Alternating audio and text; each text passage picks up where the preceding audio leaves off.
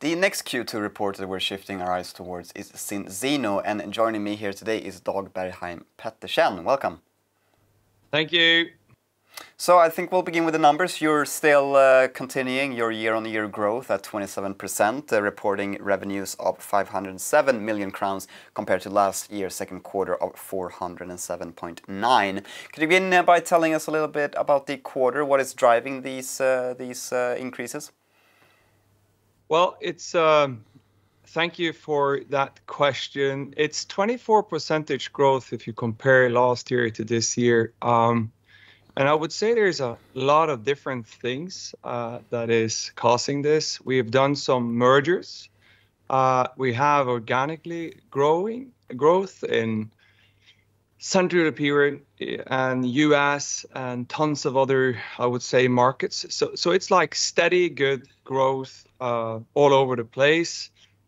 Then, yeah, like all companies, we could probably grow faster in some certain markets, but overall, I'm very pleased. According to the plan. According to the plan, but how much of the growth was due to organic nature and how much was due to the mergers? We haven't divided it like fully because, but I would say like most of it is organic. So less than 3% I would say I would give to the extra, but it's going to give overflow over time. So I guess all of these things will in nature increase the growth for all markets. Yes. You mentioned that the growth is according to plan, but when I looked towards your margins, they have decreased sort of broadly. For instance, in the gross margin, but also in the EBITDA margin, also the net margin. Is this also according to plan, or how do you comment on that? Well, the margins, if you look at the long-term plan on page, was it 4 or 5? We are saying that we're going to have more than 10% in EBITDA, and we are delivering that long-term plan, which means that we are okay with some earnings on a certain level above that. But we are using a lot of those money that we have in growth and the scale of the business to invest in new markets, in product development, in new technology, in mergers and acquisitions. So I would say, yes, we are doing in according to plan. I probably have said this before, if we were just focusing on this year and was saving costs and not thinking about the future, then we could probably have earned more money, but that is not the end game here. The end game here is to grow the business and be one of the largest direct sales companies on this planet. And in your, or operationally rather, what sort of buttons and levers do you have to sort of adjust the margins? Could you tell us a little bit about that? So some of the costs are, I would say, fixed, and some of the costs are flexible.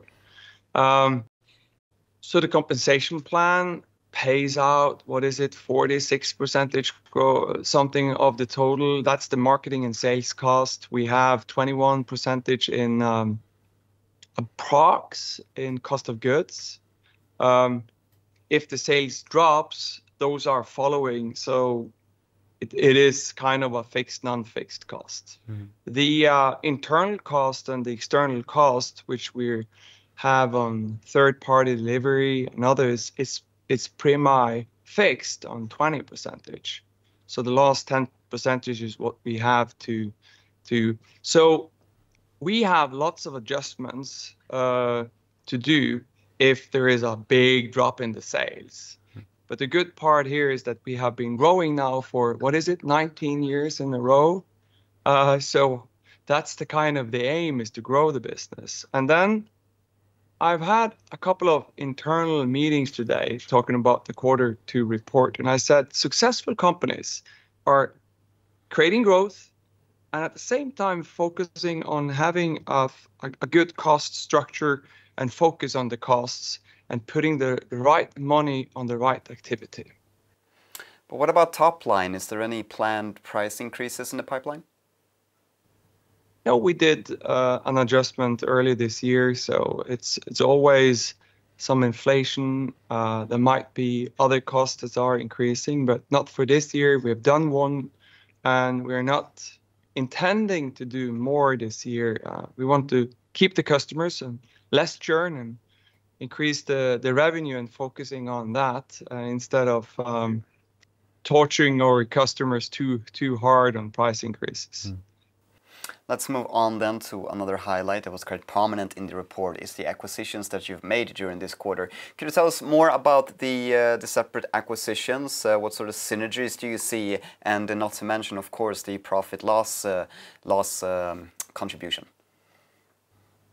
Alrighty, so I mentioned that it contributes like 3, maybe 4% to the top line. It's an organic kind of move. So we did one in the quarter 1, which was a merger of a customer and partner base here in Europe mostly. It's also gives us a little bit extra revenue actually in US and Canada and in Australia, which wasn't the intention. So that's a good thing. It has an impact. Well, the sellers has an impact directly in France. I guess we sold more in 10 days in the end of month of May compared to the last 10 months before that. So it was like an extremely jump. And we have been struggling finding a way of finding growth and finding revenue in France, but we did that with the team that we acquired. So that has been just tremendously good. The acquisition of Faun, I mean Chianti, the olive oil factory, doesn't give any impact neither on the profit or on the revenue, but maybe a little bit because we're paying money. But it is for making sure that we have the sourcing, the products. It's 2 patents directly involved in that, which we will utilize in our products for intellectual property and security of our company. And it's a future plan of creating products that is unique and only ours. It has an impact because you are using money or put it in the balance. Of course, it has an impact. But I would say that this is pretty good return on investment. I think we will do a good return on investment on all of these 3, maybe within like 2 years even, which is crazy good if you look at it on that perspective. And remember, what we want to aim for is to have a higher top line, and it's the fixed cost. When you talk about fixed costs, like in France, for many departments here at Zinzino, it's almost the same amount of work if you have 1 million or 2 million and 3 million euros in revenue. So when we are having markets which has low performance, it costs us in fixed cost almost the same. So that's where we have an advantage of profit and loss. In the US, you have a declaration of intent to acquire Zurvita Incorporated. Tell us more about this acquisition and how it fits in your plan to increase your presence in the United States. It's going to be a major impact because it's going to be then overnight. We're going to be 3 times larger in US, like overnight, having a lot of different resellers, distributors, partners, plus product, and also a little bit infrastructure when it comes to employees. So this is a way to grow the business in an extremely high intensive and positive market. We've been working on this deal for quite a while. We're still not done. We're still not there. US acquisition takes a little bit more time than the European ones because of the law system and the regulations and lawyers and things. But I'm positively looking forward after a long summer of different due diligence. So we are just thorough on what we're doing, but I'm hoping to see something move forward within the next month or 2 months. Do you have a ballpark date when you expect the deal to go through? No, I don't dare to say that anymore. If you asked me in June, I would have said August, September, and now I was kind of convinced myself to say September, October. So it's very close and very near. But you want to do it proper. You want to do that for the shareholders. You want to do that for yourself. You want to make sure that you go through this in a perfect almost way, so you don't take any or unnecessary risks or stupid choices. And it's a lot of employees. It's a lot of work putting this together. It's going to be the largest merger that we do, so we are taking that seriously, of course. Are you looking at any other acquisition targets in the US? And if so, what are you looking for? I wouldn't say in US, but I've been mentioning for years now in the quarter reports that we are constantly looking for cooperation with different companies. If that is a company that we're going to acquire or cooperate with someone, we are just open for the opportunities. I would say most of the times we're saying no. So there's a few ones that we are looking at. The thing is that we are on an upturn.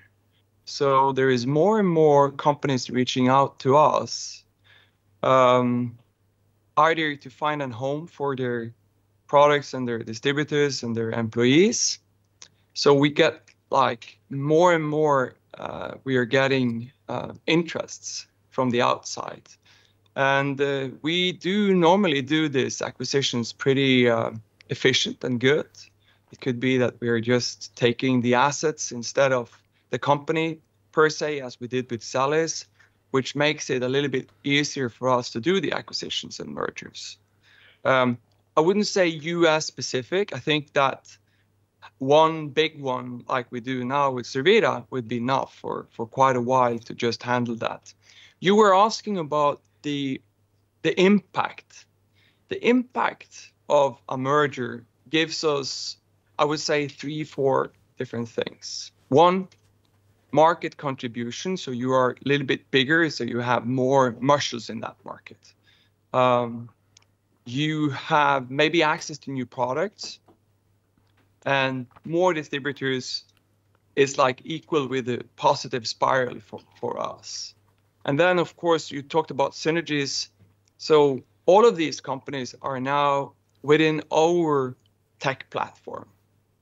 And it costs almost the same if we have 100,000, 200,000, 500,000. It costs a little bit more in server capacity, but our tech platform is scalable.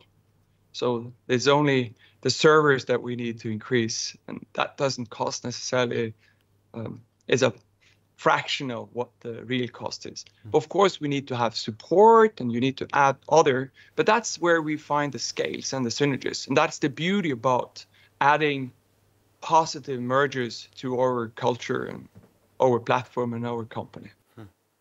The US market was the market that grew the most during the quarter. Would you say that mergers have aided in that effect, or what is driving it? No, that is, I would say, more or less an organic growth, but also a little bit flow over from the other two mergers that we did this year. But it's like hard to divide the bits and pieces. So maybe 5% of that or 10% of those mergers helped out the growth in US.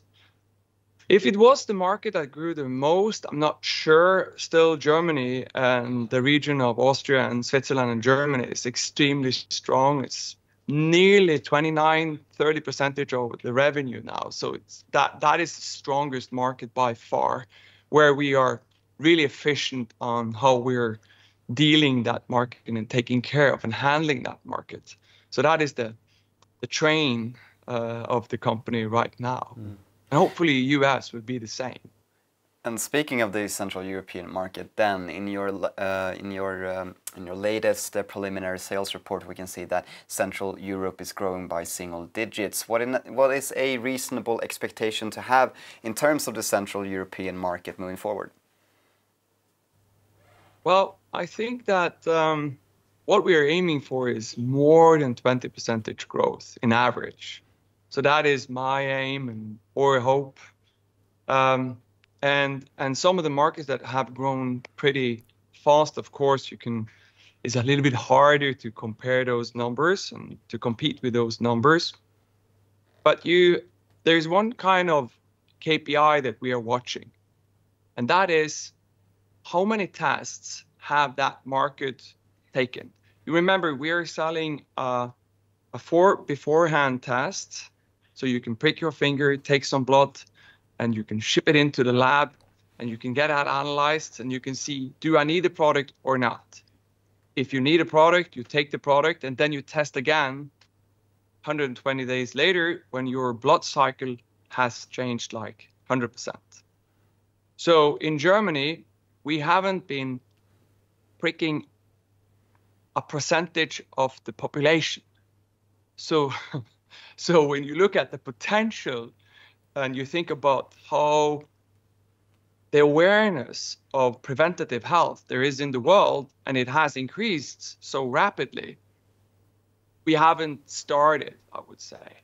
So my expectations is high in all the different markets, and the potential amazing. I think I'll end the interview with a rather open-ended question now that we're moving on to the second half of the year. Could you tell us about your expectations for the latter half of 2024? No, it's going to be the same. We're going to grow the business. I hope, and we are working on forecasting, not changing anything. So it's going to be above 20% growth. That's my expectations. The second half is always a little bit higher when it comes to revenue. So my best guess here would be 2.1 billion Swedish kronor in the end of this year. That's going to be what we're aiming for. I want to see that number 2 comes first. That's for sure. Then we're going to invest. So the profit is going to be above what we have as a range. And that is 10% of EBITDA. So my expectations is according to the plan. And then luckily for me and for us, we are more into thinking long-term, 2025, 2026, 2027. When we are making our plans, we're not that focused on the exact month. But of course, I know exact the numbers, and that we just released the numbers for July. I know the numbers for August. They will be coming out tomorrow. And then soon we have quarter 3. And so it's going to be good. It's going to be good. And we have new products in line, lots of fun, new markets is coming up. So it's going to be a good year, good next half year. Thank you very much, Dag Bergheim Pettersen. Thank you.